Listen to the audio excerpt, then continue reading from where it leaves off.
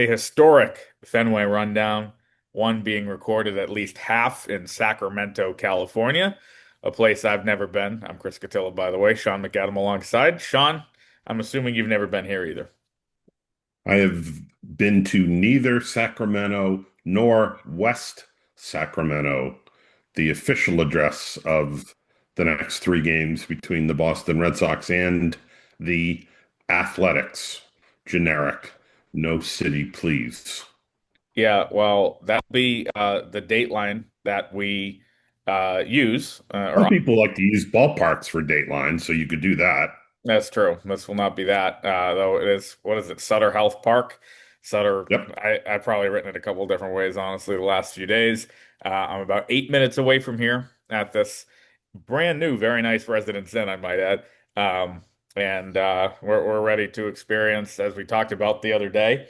I got to ballpark 30 out of 30 in Phoenix, and now ballpark 31 out of 30, if you count it. Many don't, many won't, and you probably shouldn't. Red Sox with the series here. And I'm in Sacramento, but they will be in West Sacramento the next 3 days. We're going to try to go for the rest of the season.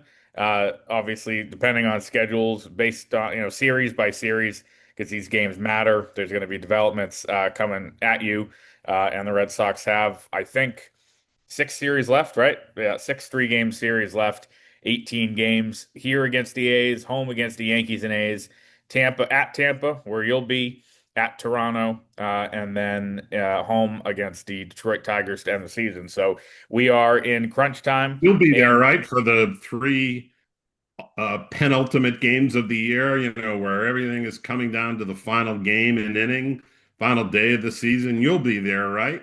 I will be there for the final day of the season because after a wedding, How I have about a how about games 160 and 161? no, those matter little. Oh, But I did book a 6:45 a.m. flight back after a well, you wedding. are dedicated doing one of the last three important games. No, you know what? I don't book my friends' weddings or I don't plan the dates. But here we are. Standings reset on this Monday afternoon. Red Sox are 5 games clear of the Rangers and 5.5 clear of the Royals and 6 clear of the Guardians for the wild card standings. They're 3.5 up on the Mariners for the third spot and sole possession of the second spot, a game and a half behind the surging New York Yankees, who became the third American League team with 80 wins. Red Sox are one away from that mark. In the American League East, Sean, the Yankees trail by 2. The Red Sox trail by 3.5. And so that's what happens when the teams that you're competing against play each other like they did in the Bronx with a big weekend for the Yankees, and you lose 2 out of 3 to a Diamondbacks team that one of my big takeaways from the weekend was is pretty good, even after trading Suarez and Merrill Kelly and some of the guys that they dealt, Naylor. Um, that is a team that, as Alex Cora said, could make a run. They're back above 500. Um, but it was not an inspiring weekend for the Boston Red Sox. I think it showed a lot of the flaws that you should worry about down the stretch if you're a fan. 2 out of 3 could have easily been a sweep. They kind of pulled one out yesterday on the bat of Nick Sogard.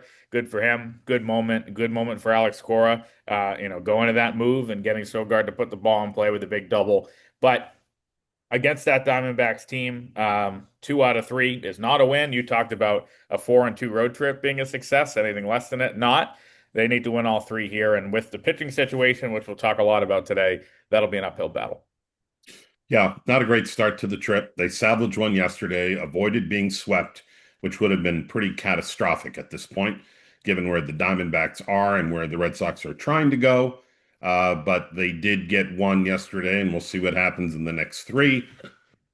Pitching, as you alluded to, is going to tell much of the story. And right now, that's not going well. The big three, although Bayo was fine yesterday with 3 earned runs in 6 innings, kind of your medium level start for him, but not a great outing from Giolito. And you're not getting great start from your ace, Garrett Crochet, of late. He's got an ERA over 4 after August 1st. You don't want that to be carried into the postseason. And then there's the simple question of what do they get out of Dustin May on Tuesday and who pitches on Wednesday and for how long? And the very fact that You are rolling the dice with a guy that you kind of temporarily took out of the rotation a week ago tomorrow, that's Tuesday, and are unsure of who you're pitching, at least publicly unsure, 48 hours away from the last game of the road trip, tells you that the Red Sox have some issues right now. Yeah, and I mean, a decision on that, it has to come kind of fast. I mean, we are 6 hour flight away from home. It is a 12:35 Pacific start on Wednesday and a matinee, so you can't kind of see how it goes Tuesday and then call somebody up if they're going to go that route. They kind of have to make that decision, tonight into tomorrow if they haven't already. And the options, there are a billion of them. Tolley in some sort of relief role.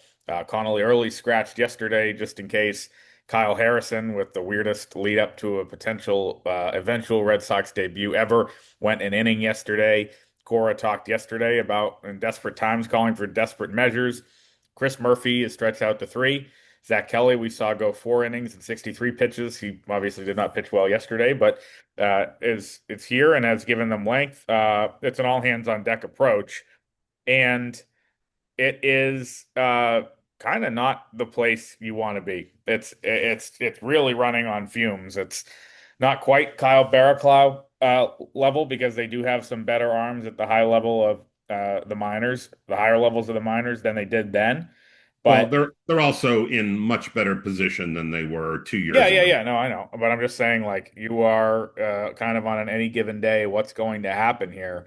And as you said, Giolito not pitching well, Tolley, which we'll get to, not pitching well, taxed the bullpen over the weekend. Obviously, you do have that extra arm, and when you don't have five starters, which they don't really have, you have extra relievers. It's just they're in a really weird spot. And I think as you talked about, the guys that you can rely on, you have to worry about, any sort of step back. We saw that from Giolito over the weekend. Tonight's a big one for Crochet here as he tries to kind of put that bad outing against Cleveland behind him. But it is super, super light. It is the depth is gone. It's kind of a fire drill. Um, and I think if they knew now where they'd be, they wouldn't have released Walker Buehler. And that is something that Cora kind of weirdly alluded to twice yesterday. We made this decision as a group and we have to live with it, which I thought was pretty interesting. I don't think anybody was against moving him to the bullpen. I think that was deserved cutting bait because they needed a roster spot 2 Fridays ago. Now, like, is Walker Buehler a better option than, guy A, B, C, D, E, F, G that you're going to see over the next couple days, tonight notwithstanding? That's a second guess I think we can make. Yeah, and the fact that it's come down to this, Right.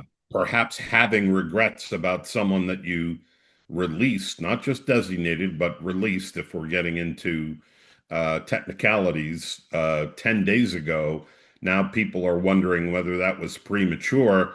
That's a guy that is working his way back in the minor leagues on for AAA Philadelphia and hoping to get to help the Phillies in their pennant race. Obviously, they're in far better shape than just about any other team other than Milwaukee. They've got a 7 game lead, so they can take their time with Bueller and straighten him out. But it is a measure of how much things have gone off the track here in the last couple of weeks that people are ruminating over whether it was the right decision to pull the plug on a guy with an ERA of almost 6. And not a good first start for him, not in Philadelphia, but in Lehigh Valley for the Iron Pigs yesterday in Allentown.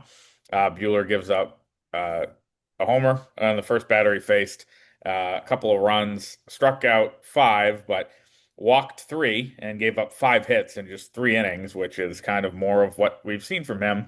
And that is not against, the Yankees or the Dodgers. That's against the Toledo Mud Hens with no disrespect to the Hens. That's not a good performance. So, like he's not effective. So I understand the move. And, we talked about it when we kind of wrapped up all the roster decisions. But it's a body and it's one with a lot of major league experience and who's fully built up, obviously. And if that guy was on the street right now, you would probably think about picking him up as the Red Sox organization just because where they are. And I think that Richard Fitz injury changed a lot. I think it was a sneaky big one because that was a guy they were counting on.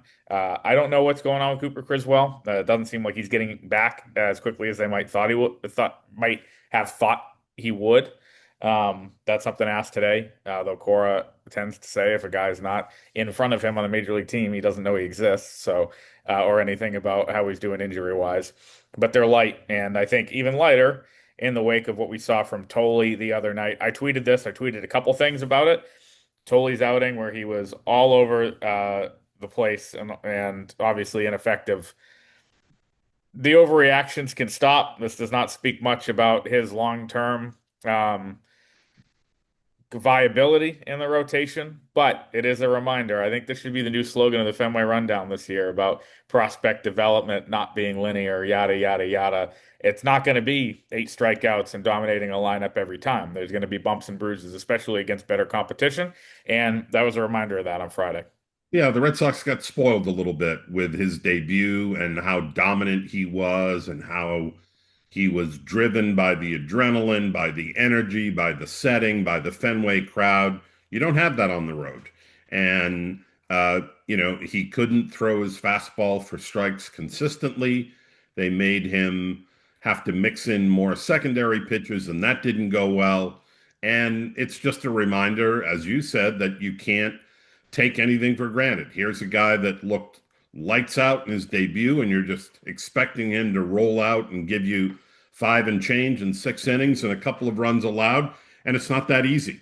It's not that easy for established guys, never mind guys making their second major league start in their first professional season. And that should apply to Connolly early if he is the guy that they plug in on Wednesday. And it should apply to Kyle Harrison, who, even if he's not making his major league debut, hasn't pitched in the big leagues in a while, and probably isn't going to ride to the rescue. If he's the guy they turn to, you're trying to get a fighting chance here to stay in the game with the back end starter and hope that your bullpen and your lineup takes over that day and a 3 run 4 2/3 outing does not croak you. Yeah. And you know what? Something I was thinking about and probably will write about, I think it's just, we heard for a very long time that Roman Anthony and Marcelo Meyer and Christian Campbell, who's no longer on the major league team as we know and we've covered, when they were in spring training with the Red Sox and big league spring training this year, from the day we got there, February 8th, February 9th, all the way through that Mexico series, March 26th, 27th, 28th, before being, in the case of Meyer and Anthony, sent down. That is a huge, huge, huge learning opportunity for those types of guys to know the pitching staff, to know the coaching staff, the manager, how things work, how it works in the big leagues. For them to have a lot of time with Cora, be around Breslow, for those guys be around Pete Fatsi, for Roman Anthony being around Kyle Hudson, like that was a huge, huge thing that those guys have said. It's been easier because even though we didn't make our debuts, we had that. Peyton Tolley was in minor league camp, of course, because he had never thrown a professional pitch in February or March. The only time Alex Cora met him was when he was introduced with, the jersey and khakis on, and he signed his contract last summer after being drafted. Of course, when you make this type of meteoric rise, he's not going to trade it for anything. But a guy like him or a guy like Connolly early that did not spend any time with the big league club in spring training, that I think does play a role here. Andrew Bailey got to work with, I don't know, you name your, depth pitcher between Fitz was there the whole time and Quinn Priester. Quinn Priester and Criswell was there the whole time. And, actually Andrew Bailey has worked with Kyle Harrison in the past in San Francisco. Kyle Harrison has big league experience. The learning curve is going to be big, not just because he's never debuted, because he wasn't there at all in camp. Not like we thought he should be at the time. Not that that was the thing. He was, an exciting pitching prospect that they drafted, and no one would have seen this coming. Same goes for early. Same goes for some of these other guys that, are making that rise fast who have not been around the major league club. And I think that speaks a little bit to the not desperation, but just the need. And so the learning curve is maybe steeper because of that. Again, not giving up on Tolle. I do think one thing that comes into play, and you were there, I was not for his debut. Um, that Pirates lineup is horrible. Yep. And probably the worst in the big leagues, and they only win games because they have a couple guys who can pitch, including Skeens, like they did that night. But the Diamondbacks have some really good players from, Perdomo and Marte and Carroll at the top of the lineup. The A's here, I guess it's a pitcher's ballpark, right? And Sutter Health, we'll find out Yeah, tonight. but there are some bats that you have Right, to worry about, including a couple of rookies who are right. having fantastic seasons and have had the benefit of being in the big leagues for most of the year. So Yeah, and yeah, that's not a gimme on Wednesday. That's not no, your 3 foot putt when you're facing the A's and that's not the, have I'm not some the right person guys for that analogy. who have had success this year. It is not going to be like and you're not home. Peyton Tolley had the crowd behind him from pitch one. He fed off that. You're not going to have that in Sacramento or Phoenix. And again, what we know about that at this point, Cora does not expect him to start on Wednesday. He expects him to factor in. So whether that's a deload out of the bullpen, which to me, he did come out of the bullpen. I don't know, maybe for rehab assignment, something else. They try to let the guys do that to get used to it in the minors. He did that twice, one at High A and one at Portland on the 4th of July. Uh, to me, I think introducing another variable where, oh, you're not going to start today, but you're going to be the bulk guy. I wouldn't do that if I were them, but they also don't want to give him a start on 4 days rest.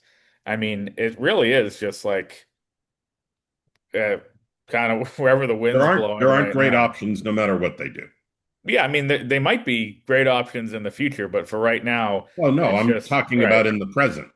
Yeah, and maybe Toley's the guy that gives you the best chance, but you don't want to roll him out for 85, 90 pitches on 4 days rest, and so therefore you're going to have him pitch in bulk and a relief role he's not familiar with, where the warm up's different on 4 days rest because he only went 3 innings last time, or do you wait until Friday and give him a big start against the Yankees? Is that but like it's just there's going to be huge pros and huge cons to all of these decisions, and And there's going um, to be a lot of second guessing yeah. if whatever they choose to do does not work out. If they hold Tolley and he gets hit around by a Yankee team that is scoring runs again, there'll be criticism there. Hmm. If he gets used Wednesday, they'll say he was pitching on his regular day for the first time, even if it was shortened up. If they try a bullpen game, they then, well, why didn't you piggyback Tolley with All right. with whomever? Uh, there are, as I said, a lot of options, and none of them are slam dunks. Yeah, with him, I don't worry about like just personality wise, and we've both been outrageously impressed by him and our limited interactions, me dating back to last year and so far here. I don't worry about like confidence getting ruined or like these first, struggles the other night. Like his perspective as a rookie who was in college last year was great the other night, learning experience, all that type of stuff. I think the concern has to be long-term health, They can't go 20, 25 innings past whatever innings limit they had on him uh, because they're desperate, And I think that that's going to be paramount. I know people, always talk about the nerds and the analytics and that teams are soft and all that type of stuff, but he's too valuable down the line to have that, have him, burn it out and then show up in spring training next year and, not be at 100% in a year he started at high A. I mean, it just is the reality of it. That would be, if he was dominant the other night and there's an expectation he'd be dominant every time out, might be a little bit different of a discussion. But again, it is really, really a tough time for the pitching staff right now. The other thing I'll say is, you look at the standings and they're going to get in. I mean, unless they like lose out, it'll be tough to. I forgot what I said, 5.5 or 6. What is they are. 5.5 is the closest team. They're five clear of the Rangers. And they have, these 6 games against the A's coming up. They have The schedule's not super easy the way out. They got the Yankees, they have the Rays who are pesky, they have Toronto, they have Detroit. Depending on how those teams are lining up on those days, will tell a lot. But they're probably going to get in. It's tough to lose 5 games over the course of 18. And so to me, uh, the Lose home a field, 5 game lead over 18, yeah, not yeah, lose right. five Yeah, games that's what I meant. period over 18. Right. So, we talk about what should they be prioritizing in these next 3 weeks. To me, home field advantage, we talked about the importance of that. You more than I think that that's almost out the window on the priority list compared to, again, once again, lining up Crochet for game one, even Well, if I mean, they're a game and a half behind the Yankees right. with 3 games. They've already won the season series. So if they finish in a tie, they get the tiebreaker there. What they have to do is beat the Yankees twice next weekend and not lose a lot of ground against other teams. I wouldn't say that home field No, it's not lost. is not lost, but obviously there are bigger priorities at this point, and Right. those include figuring out what the back of your rotation looks like, and in the post Roman Anthony era here, what your batting order and lineup looks like. And that's the point Figure I was out going to what you're make going is to do that, at the top with the leadoff spot. Do you keep Jaron Duran in the number three hole? Do you try some other people leading off? Um, there are not great options there if you have Duran leading off and putting him back in that spot where he was earlier in the year. I happen to think he was performing better as a number three guy. But if you put him in the leadoff spot, then you've got Trevor Story hitting third, not a bad thing. But you would question, do they have really a cleanup hitter on this team at this point? Maybe it's Abreu when he's healthy. There's a lot of pieces to fit together here in the last 3 weeks of the season. and that's what I was going to say. My number one priority now is tryouts for how it's going to look in that first wild card game. Whether it be which relievers you can trust, because here's something Justin Slayton hasn't shown that he can be thrown into that mix just yet.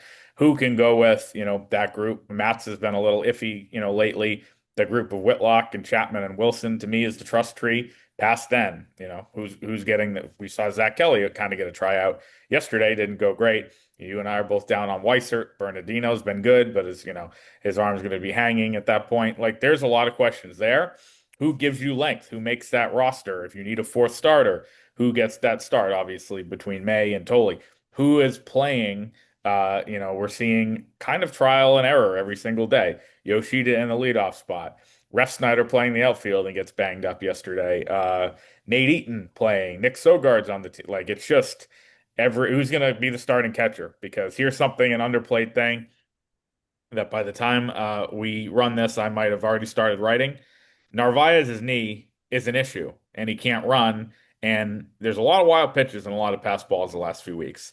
Yep. And he is worn down. And so they're playing Wong more, but Wong's the guy that you are pinch hitting in favor of Nick Sogard. So there's a lot that they have to look at and assess.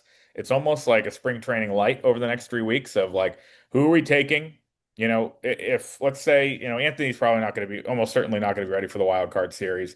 I think we expect Abreu will be. Do you start Abreu or Nate Eaton against a lefty in the first round against Max Fried? You know what I mean? Like, those are the types of decisions that they're going to have to make in 3 weeks that are going to really determine the outcome of this season. They're really Right. micro, Well, but if they're going to say a lot. you're in a 3 game series and you lose to Max Fried in game one, say he outpitches Crochet slightly and you lose 3-2, you're looking at the end of your season potentially the very next day. I mean, Yeah. it's over in a heartbeat in these best of threes. And It's not Rodon's a lefty too, and the lineup against lefties without like it is the password come up for the like it's just there's so much that they have to figure out. That's a good idea for this week's Friday notes. The questions the Red Sox need to answer over the final 2 weeks. duly Um, noted. there you go. Well, you have my Venmo. But I just like to me that's the big thing here. It's not just on the pitching side, the lineup side, and you wrote about this the other day. Something I would also describe using this word for the third time in 10 minutes. An underplayed story right now is Bregman and what he's given you offensively the last couple weeks. Yeah, I mean, I guess it's not surprising that he's had some struggles coming back, but we're going back to uh, almost 2 months since he has returned from that calf injury. He came back on July 12th, I think it was, or almost exactly there, 2 months later, and there's not a lot of pop. And we know he has difficulty running. He can't help that. They've got to be careful with that calf. You can't blow that out and lose him at third base because then you're really in trouble. But, this is a guy who comes to them with a reputation of being a big game player. He himself, in his introductory press conference in Fort Myers, called himself a winning player. Well, now's the time for winning players to step up and carry the team a little bit, particularly when the guy who was doing it, a 21-year-old, is unavailable to you for the next few weeks. So now would be a good time for A, the Red Sox, and B, Alex Bregman's opt-out free agency journey Hmm. to show everybody what he's capable of here in the spotlight for the final 3 weeks. Yeah, and when you look at the lineup, I mean, yesterday was uh the lineup that you can see out there with, you know, Hamilton out there and Rafaela, who's non-competitive right now. And I mean, he might have had his worst at bats of the season yesterday. They were horrific. And Wong, like we talked about in the mixing and matching, you got to rely on your top guys. If that's Yoshida for a couple days, even worse. You need Bregman, you need Story, you need even Nathaniel Lowe, who I said the other day, a guy who was DFA'd by the Nats was, already your third or fourth best hitter. So, a series that exposed, I think, a lot of what there is to worry about down the stretch. Another series in Oakland. Nope. I'm in Sacramento tonight, begins, and we'll have it all covered for you on the site.